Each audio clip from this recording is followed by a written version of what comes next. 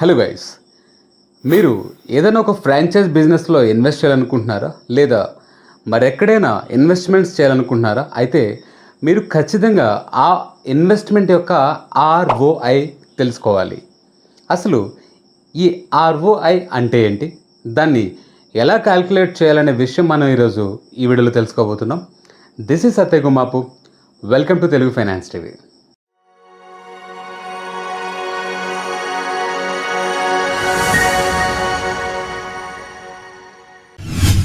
మీరు మీ పెట్టుబడి పెట్టే ముందు ఖచ్చితంగా ఆ పెట్టుబడి యొక్క ఆర్ఓఐ తెలుసుకోవాలి. ఉదాహరణకి మీరు బ్యాంక్లో ఎఫ్డి చేయడానికి వెళ్ళారని అనుకుందాం. అప్పుడు మీరు ఆ బ్యాంక్ ఎఫ్డి యొక్క రేట్ ఆఫ్ ఇంట్రెస్ట్ ఖచ్చితంగా తెలుసుకుంటారా లేదా? తెలుసుకుంటాం కదా.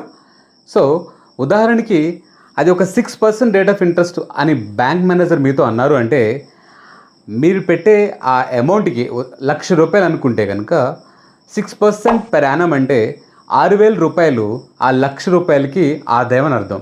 ఇక్కడ ఆ 6% అనేది మీ 1,00,000కి ROI.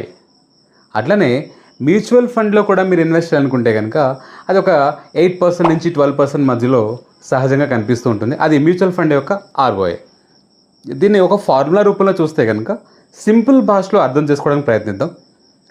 ROI is equal to ఎంతైతే కనుక మీరు మనీ సంపాదిస్తారో, అంటే the money you get divided by the money you invest.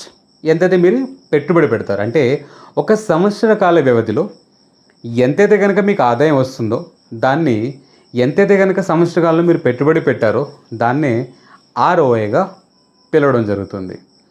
కానీ ఇక్కడ ఇది చాలా సింపుల్ వేలో మీకు అర్థమైంది. ఒక ఎఫ్డి ఎగ్జాంపుల్లో కానీ, ఒక మ్యూచువల్ ఫండ్ ఎగ్జాంపుల్లో కానీ మీకు అర్థమైంది. కానీ రియల్ ఎస్టేట్ కేసులో దీన్ని వేరే విధంగా క్యాలిక్యులేట్ చేయాల్సి వస్తుంది. ఇక్కడ ఉదాహరణకి మీరు ఒక ఇల్లు కొన్నారు అనుకుందాం. ఒక 10 లక్షలు బ్యాంక్ లోన్ తీసుకుని ఇల్లు కొన్నారు అనుకుందాం.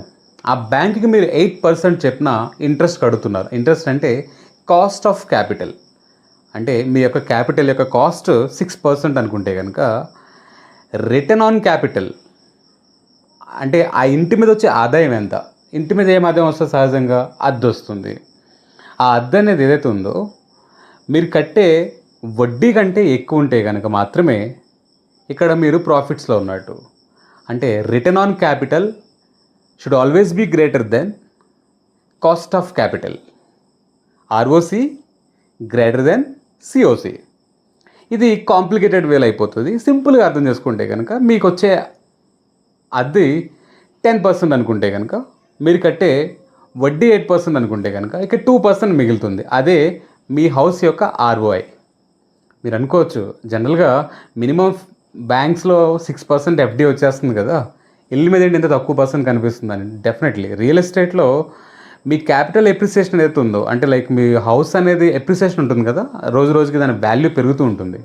అది ఎంత పర్సెంటేజ్ పెరుగుతుంది అనేది మీరు క్యాలిక్యులేట్ చేయగలిగితే కనుక మీకు కరెక్ట్ ఆర్ఓఐ దీంట్లో తీయగలుగుతారు.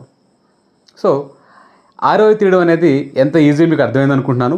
ఇలాంటి మరెన్నో వాల్యుబుల్ వీడియోస్ కోసం stay tune to Telugu finance TV. Signing off, Satya Gumapu.